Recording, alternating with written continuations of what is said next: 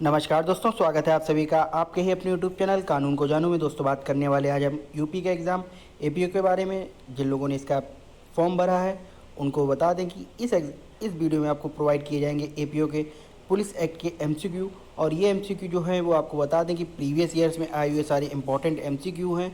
अगर आपने इनको एक बार अच्छे से तैयार कर लिया तो आपको आने वाले एग्ज़ाम में बहुत ही अच्छा रिस्पांस भी मिलेगा इन एमसीक्यू के माध्यम से। तो ये सारे के सारे सिलेक्टेड एमसीक्यू हैं। अगर आप पढ़ते हैं इनको और अच्छे से समझते हैं तो आपका एपीओ एग्ज़ाम से पुलिस एक्ट के संबंधित में जो एग्ज़ाम होगा आप वहाँ पर 100 ऑन 100 करके आएंगे। तो अगर दोस्तों वीडियो आपको पसंद आए तो वीडियो को लाइक करना मत भूलिएगा। अगर आप चैनल पर पहली बार हैं तो चैनल को सब्सक्राइब कर लें, बेल आइकन को प्रेस कर दें, जिससे आपको हमारी आने वाली वीडियो की नोटिफिकेशन सबसे पहले पहुँच सके। साथ में ही दोस्तों, अगर आपके साथ कुछ और भी एस्पिरेंट हैं जो एपीओ के एग्ज़ाम की तैयारी कर रहे हैं तो उन तक ये वीडियो ज़रूर शेयर करें, जिससे कि वो लोग भी इस एमसीक्यू के माध्यम से अपना पुलिस एक्ट तैयार कर सकें। तो दोस्तों बने रहिए हमारे यूट्यूब चैनल के साथ में। तो चलिए शुरू करते हैं एमसीक्यू पुलिस एक्ट की 1861। पुलिस एक्ट के 1861 पुलिस एक्ट 1861 के सेक्शन 1 से लेकर के 47 तक सेक्शन को हम इसमें कवर करेंगे और इसके बाद हम पैरा को कवर करेंगे। तो आज की वीडियो में हम केवल आपके लिए लेके आए हैं 29 एमसीक्यू। अगर आपको ये एमसीक्यू पसंद आए तो उसके बाद आप कमेंट बॉक्स में ज़रूर लिखें कि आपको आगे भी इसके एमसीक्यू प्रोवाइड किए जाएँ। दोस्तों स्टार्ट करते हैं हम अपने फर्स्ट क्वेश्चन को लेकर के। तो आप देखेंगे यहाँ पर पहला क्वेश्चन है, पुलिस उत्तर प्रदेश अधिनियम 2001 के प्रबत होने की तिथि क्या है। तो आपको पता है इसके प्रबत होने की तिथि क्या है, 10 अगस्त 2001। ऑप्शन सी, इस तारीख को ये आप पुलिस अधिनियम 2001 का संशोधन किया गया था। इसके बाद सेकंड क्वेश्चन आता है मेरा कि पुलिस अधिनियम 1939 कब लागू किया गया था। तो आपको बता दें कि 1 जनवरी 1939 को ये लागू किया गया था। और प्रबत कब हुआ था, जो संशोधन किया गया था वो 10 अगस्त 2001 को प्रबत में आया था। पुलिस अधिनियम 1861 के अंतर्गत संपत्ति शब्द में सम्मिलित नहीं है। तो आपको पता है संपत्ति शब्द में सम्मिलित क्या चीज़ नहीं है, अचल संपत्ति सम्मिलित नहीं है। इसके बारे में आपको सेक्शन फर्स्ट में बताया, धारा 1 में बताया गया, निर्वचन खंड के अंतर्गत संपत्ति शब्द के अंतर्गत कोई जंगम संपत्ति या धन मूल्यवान प्रभूति आती है, जबकि अचल संपत्ति नहीं आती है। पुलिस एक्ट 1861 में मवेशी शब्द के अर्थात अंतर्गत निम्न में से शामिल नहीं है। तो आपको बता दें कि मवेशी में आपको कुत्ता शामिल नहीं किया गया है।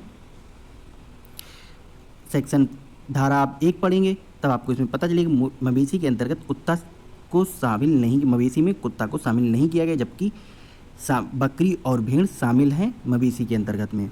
पुलिस अधिनियम की किस धारा के अंतर्गत राज्य सरकार पुलिस बल के सदस्यों की सेवा शर्तों को के विनियम हेतु नियम बनाने के लिए सशक्त है। तो आपको पता है कि धारा 2 के अंतर्गत ये बात करी गई है। अब धारा 2 क्या है दोस्तों बता दें, धारा 2 हमारी बताती है हमको, पुलिस अधिनियम धारा 2 के अनुसार राज्य बल के सदस्यों की सेवा शर्तों के विनियम हेतु नियम बनाने के लिए सशक्त है। पुलिस अधिनियम 1861 के अंतर्गत पुलिस शब्द में ऐसे व्यक्ति सम्मिलित हैं जो इस अधिनियम के अंतर्गत हैं। तो आपको बता दें कि भर्ती किए गए व्यक्ति इस अधिनियम के अंतर्गत आते हैं। तो ऐसे व्यक्ति में आपको धारा 2 बताती है, धारा 2 बताती है बल के गठन का उल्लेख किया गया है। इसके अनुसार राज्य सरकार के अधीन समस्त पुलिस स्थापना एक पुलिस बल समझा जाएगा और रीतित भर्ती किया जाएगा। वह अधिकारी और पुलिस जन की संख्या से मिलकर बनेगा। ये आपको धारा 2 के अंतर्गत बताया गया है। पुलिस अधिनियम की धारा 7 निम्नलिखित में से किससे संबंधित है। तो आपको बताते हैं कि ये विभागीय कार्यवाही से संबंधित है। धारा 7 क्या बताती है आपको, धारा 7 कहती है कि विभागीय कार्यवाही करने की शक्ति पुलिस महानिरीक्षक, उप महानिरीक्षक, सहायक महानिरीक्षकगण और जिला अधीक्षकगण को दी गई है। जैसे कि आपको इसमें इस तरह से भी क्वेश्चन पूछा जा सकता है कि पुलिस अधिनियम 1861 की धारा 7 के अंतर्गत जो शक्तियां हैं वो किसको प्रोवाइड करी गई हैं। तो आपको बता दिया जाएगा कि जिला अधीक्षकगण को दी गई है, पुलिस महानिरीक्षक या उप महानिरीक्षक, साथ में ही आपको बता दिया जाएगा कि सभी के साथ में। तो आप थोड़ा सा कंफ्यूज हो जाएंगे, आप कहेंगे पुलिस महानिरीक्षक लगा दें क्योंकि एसपी के पास पावर रहती है, लेकिन आपको बता दें कि ये सब सारी की सारी चीज़ें आपको सभी में टिक लगाना होता है। तो आपको सेक्शन बहुत ही ध्यान से पढ़ना होता है। इसमें बात करते हैं पुलिस अधिनियम की धारा 1861 की धारा 7 के अंतर्गत पुलिस महानिरीक्षक की विधायी शक्तियाँ किस भारतीय संविधान के अनुच्छेद के अधीन रखी गई हैं। तो इसका राइट आंसर है आपको बता दें 311। आपको बता दें धारा 7 के अंतर्गत पुलिस महानिरीक्षक की विधायी शक्तियाँ भारत के संविधान के अनुच्छेद 311 के अधीन हैं। इसके बाद बात कर लेते हैं पुलिस अधिनियम 1861 के प्रावधानों के अधीन व्यक्ति शब्द के अंतर्गत निम्नलिखित में से कौन सम्मिलित है? एक कंपनी, निगम या व्यष्टि। केवल एक कंपनी अथवा निगम। एक कंपनी, एक फर्म, व्यक्तियों का संगठन और कंपनी, या फिर व्यक्तियों का संघ और फर्म। तो आपको बता दें ऑप्शन बी सही है। धारा 1 के अनुसार अगर व्यक्ति के अंतर्गत कंपनी या निगम आता है। इसके बाद बात कर लेते हैं क्वेश्चन 10 की। तो यहाँ आप देखेंगे पुलिस निरीक्षक निम्नलिखित की सम्मति से रेल के आसपास अतिरिक्त बल नियुक्त कर सकता है। तो किसकी सहमति के साथ में रेल के आसपास अतिरिक्त बल नियुक्त कर सकता है? तो वहाँ पर ऑप्शन आएगा आपका राज्य सरकार। ये चीज़ आपको बताती है धारा 14 के अंतर्गत पुलिस महानिरीक्षक राज्य सरकार की सम्मति से रेल के आसपास अतिरिक्त बल नियुक्त कर सकता है। इसके बाद बता दें आपको जो मेरा अगला क्वेश्चन है वो क्वेश्चन 11। रेल और लोक कार्यों के आसपास अतिरिक्त बल की प्रतिनियुक्ति के प्रावधान पुलिस अधिनियम को दिया गया है। तो आपको बता दें ये धारा 14 के अंतर्गत पुलिस अधिनियम में बताया गया है। और धारा 14 क्या कहती है हमको कि रेल और लोक कार्यों के आसपास अतिरिक्त बल की प्रतिनियुक्ति का प्रावधान किया गया है। जैसा कि मैंने अभी आपको प्रीवियस क्वेश्चन में बताया था कि किसकी सहमति के साथ पुलिस महानिरीक्षक रेल के आसपास अपना अतिरिक्त पुलिस बल को नियुक्त कर सकता है, वही सेम चीज़ आपको यहाँ बता रहा। रेल और लोक कार्यों के आसपास अतिरिक्त बल की प्रतिनियुक्ति का प्रावधान पुलिस अधिनियम में दिया गया। तो आपको तुरंत आंसर लगाना होगा धारा 14। इसके बाद पुलिस अधिनियम की धारा 15(3) जो विक्षुब्ध या संकटपूर्ण क्षेत्रों से संबंधित है के अंतर्गत अतिरिक्त पुलिस बल का खर्च निम्न में से किसके द्वारा वहन किया जाएगा? तो ऑप्शन है आपके लिए उस क्षेत्र के निवासियों द्वारा, राज्य सरकार द्वारा, स्थानीय पुलिस द्वारा या पुलिस विभाग द्वारा। आपको ऑप्शन है इसका उस क्षेत्र के निवासियों के द्वारा खर्चा का वहन किया जाएगा। ये सेक्शन आपको बता दें सेक्शन 15 के सब सेक्शन है उसमें बताता है कि सब सेक्शन 3 में के अनुसार विक्षुब्ध या संकटपूर्ण क्षेत्रों से संबंधित के अंतर्गत अतिरिक्त पुलिस बल का खर्च उद्घोषणा में वर्णित क्षेत्र के निवासियों द्वारा वहन किया जाएगा। पुलिस अधिनियम की किस धारा के अंतर्गत किसी जिले में विशिष्ट परिस्थितियों के अतिरिक्त पुलिस बल उपलब्ध कराया जा सकता है? तो ऑप्शन है आपका धारा 15। धारा 15 क्या कहती है आपको? तो यहाँ पर आप देखेंगे धारा 15 हमको बताती है कि किसी जिले में विशिष्ट परिस्थितियों पर अतिरिक्त पुलिस बल उपलब्ध कराया जा सकता है। जैसे कि आपको पता है कि कभी कभी हो जाता है कि धारा 144 जब लागू हो जाती है तब वहाँ पर अतिरिक्त पुलिस बल भी लागू किया जाता है, या फिर कहीं पर एकदम झगड़े की संभावनाएं होती हैं, कहीं डिस्प्यूट काफ़ी तगड़ा होता है, तो वहाँ पर भी धारा 15 के अंतर्गत पुलिस बल उपलब्ध कराया जाता है। पुलिस अधिनियम 1861 के निम्नलिखित किस धारा में विशेष पुलिस अधिकारी का प्रावधान किया गया है? तो धारा 17 के अंतर्गत विशेष पुलिस अधिकारी का प्रावधान किया गया है। धारा 17 क्या कहती है? विशेष पुलिस अधिकारी का प्रावधान किया गया है, जबकि धारा 16, 14, 13, 15 और 15 का के अधीन संदेह धनों की वसूली होने पर उनका व्ययन। धारा 14 रेल और अन्य कर्मों के आसपास अतिरिक्त पुलिस बल नियुक्ति। धारा 13 क्या कहती है? विक्षुब्ध और संकट जिलों के अतिरिक्त पुलिस बल रखने के बारे में आपको बताती है। पुलिस अधिनियम की धारा 1861 निम्नलिखित में किस धारा पुलिस विशिष्ट पुलिस अधिकारी की शक्तियों से संबंधित है? तो आपको बता दें कि ये धारा हमारी धारा 18 के अंतर्गत आती है। आप देख सकते हैं ये जो क्वेश्चन आया था APO एग्ज़ाम 2015 के अंतर्गत आया था। तो यहाँ आप देखेंगे धारा 18 हमको क्या बताती है? धारा 18 बताती है विशेष पुलिस अधिकारी के शक्तियों से संबंधित है, जबकि धारा 17 विशेष पुलिस अधिकारी। धारा 19 विशेष पुलिस अधिकारी के रूप में सेवा से इनकार। धारा 20 पुलिस अधिकारियों द्वारा प्रयोग किए जाने वाला प्राधिकार से संबंधित है। पुलिस अधिकारी अधिनियम 1861 के अंतर्गत विशेष पुलिस अधिकारी की नियुक्ति की जा सकती है। तो यहाँ आपके ऑप्शन है किसी मजिस्ट्रेट के स्वप्रेरणा से, पुलिस महानिरीक्षक द्वारा, वरिष्ठ पुलिस अधीक्षक द्वारा, पुलिस निरीक्षक के आवेदन पर मजिस्ट्रेट के द्वारा। तो ऑप्शन है पुलिस निरीक्षक के आवेदन पर मजिस्ट्रेट के द्वारा। आपको बता दें कि इसका सेक्शन किस सेक्शन के अंतर्गत है? सेक्शन 17 के अंतर्गत आता है, धारा 17 के अंतर्गत आता है। विशेष पुलिस अधिकारी के संबंध में प्रावधान किया गया है। इसके अनुसार विशेष पुलिस अधिकारी की नियुक्ति निरीक्षक से निम्न पंक्ति के किसी व्यक्ति के आवेदन पर निकटतम मजिस्ट्रेट द्वारा की जाती है। क्वेश्चन हमारा 17 आ चुका है। प्रश्न 17 पुलिस अधिनियम 1861 निम्न किस धारा में कहा गया है कि पुलिस अधिकारी एक सदैव कर्तव्य पर रहता है जिसे जिले में कहीं भी तैनात किया जा सकता है? तो इसके लिए आपको पता है कि कौन सा सेक्शन है, आपको बता दें इसका सेक्शन है 22। धारा 22 के अंतर्गत ये बताया गया है। और ये एग्ज़ाम आपको बता दें कि ये आया है एपीओ एग्ज़ाम के 2015 के पेपर में। इसके बाद बात कर लेते हैं दोस्तों हम अगले पेपर की। तो अगले पेपर में आप देखेंगे कि हालांकि उसका पहले आपको डिस्क्राइब दे दें तो यहाँ देखेंगे पुलिस अधिनियम की धारा 22 में कहा गया जब एक पुलिस अधिकारी सतत कर्तव्य पर रहता है और उसे जिले में कहीं भी तैनात किया जा सकता है। धारा 20 में कहा गया पुलिस अधिकारियों द्वारा प्रयोग किए जाने वाला प्राधिकार। और वहीं धारा 21 में कहा गया ग्राम पुलिस अधिकारी के बारे में बताया गया। धारा 23 में पुलिस अधिकारियों के कर्तव्य से संबंधित है। अब आपको बात करते हैं जब यह प्रतीत हो कि कोई विधि विरुद्ध जमाव या बलवा या शांति भंग हुई है, पुलिस बल शांति के परीक्षण के पर्याप्त नहीं है तो विशेष पुलिस अधिकारी नियुक्त किए जा सकते हैं। ऑप्शन है आपके लिए निरीक्षक की पंक्ति में निम्न पंक्ति के किसी पुलिस अधिकारी के आवेदन पर मजिस्ट्रेट के द्वारा, संबंधित जिले के पुलिस अधीक्षक द्वारा, रेंज के पुलिस महानिरीक्षक के द्वारा, परिक्षेत्र के पुलिस महानिरीक्षक के द्वारा। तो ऑप्शन आपको है ऑप्शन ए है निरीक्षक की पंक्ति में निम्न पंक्ति के किसी पुलिस अधिकारी के आवेदन पर मजिस्ट्रेट के द्वारा। ये आप देख सकते हैं एपीओ के एग्ज़ाम में आया था 2006 में। तो इसका आपको बता दें कि धारा 21 के अंतर्गत इसकी व्याख्या करी गई है और यह बताया गया जब यह प्रतीत हो कि कोई विधि विरुद्ध जमाव या बलवा या शांति भंग हुई तथा पुलिस बल शांति के परीक्षण के लिए पर्याप्त नहीं है तो विशेष पुलिस अधिकारी निरीक्षक की पंक्ति में से निम्न पंक्ति के किसी पुलिस अधिकारी के आवेदन पर मजिस्ट्रेट द्वारा नियुक्त किया जा सकता है। इसके बाद हमारा जो अगला क्वेश्चन है वो है पुलिस अधिनियम की किस धारा में पुलिस अधिकारियों के कर्तव्य का प्रावधान किया गया है। तो आपको सामने ऑप्शन है धारा 21, धारा 22, धारा 23, धारा 24। तो आपके कर्तव्यों के लिए बात किस सेक्शन में करी गई है? कर्तव्यों के लिए बात करी गई सेक्शन 23 में। ये क्वेश्चन आपको 2002 में आया था। आपको बता दें कि 23 में क्या क्या है, पुलिस के कर्तव्य बताए गए हैं। 21 में ग्राम पुलिस अधिकारी बताया गया है। 22 में पुलिस अधिकारी सतत कर्तव्य रूढ़ होने और जिले के किसी भी भाग में नियोजित किए जा सकेंगे। 24 में पुलिस अधिकारी की इत्तला इत्यादि करने के संबंधित में है। अगला क्वेश्चन है हमारा पुलिस अधिनियम 1861 की किस धारा के अंतर्गत पुलिस अधिकारी को जिले के किसी भी भाग में नियोजित किया जा सकता है? धारा 20, धारा 21, धारा 22, धारा 23। तो इसका आंसर है धारा 22।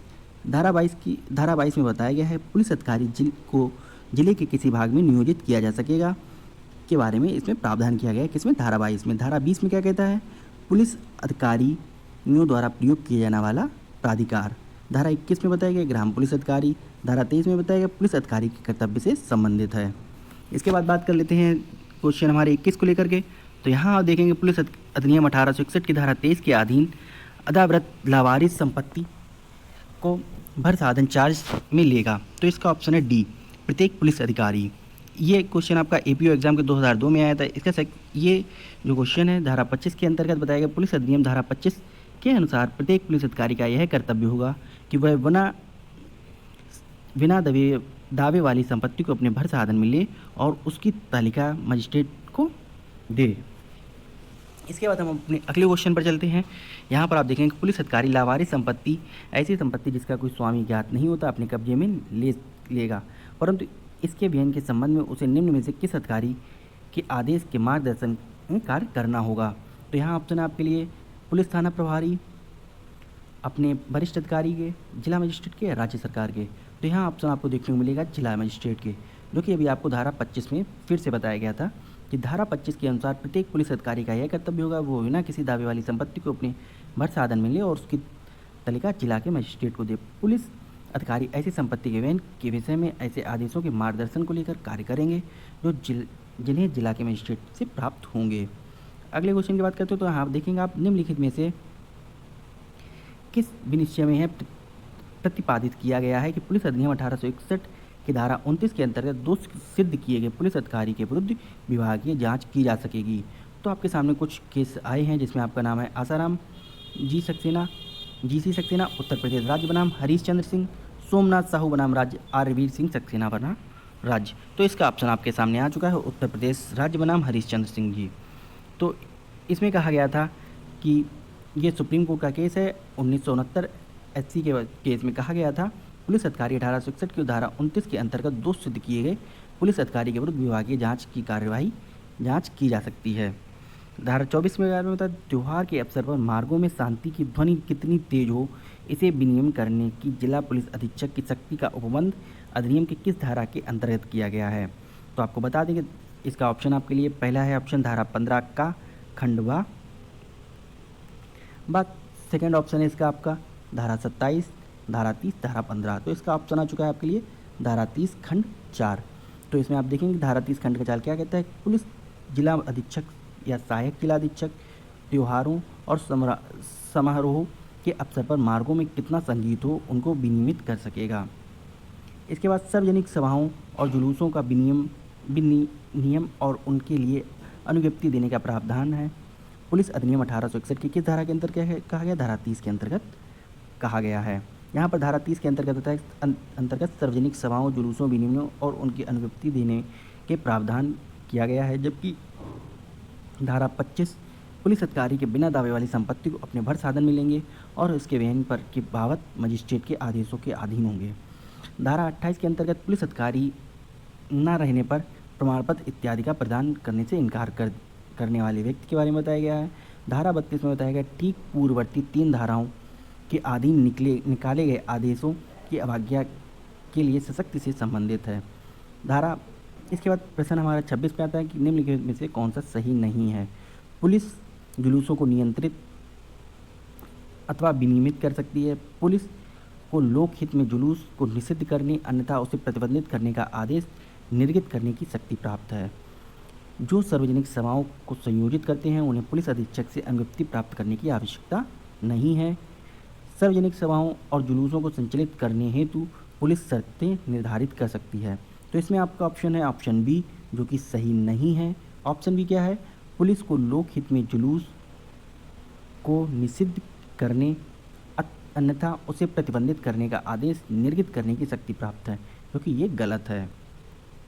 बात कर लें धारा 30 के अंतर्गत आपको बताया गया है कि पुलिस को लोकहित जुलूस को निषिद्ध करने अथवा उसे प्रतिबंधित करने का आदेश निर्गत करने की शक्ति नहीं है।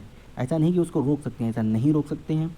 अब बात करते हैं धारा 27 के प्रश्न जो हमारा 27 है उसके बारे में। तो यहाँ आपको 2 सूची दी गई है, एक में बताया गया, एक में सेक्शन आपको दिए गए, दूसरे में सेक्शन को डिस्क्राइब किया गया है। तो पुलिस अधिकारी के प्रमाण पत्र का अभ्यारण किस सेक्शन के अंतर्गत किया गया है।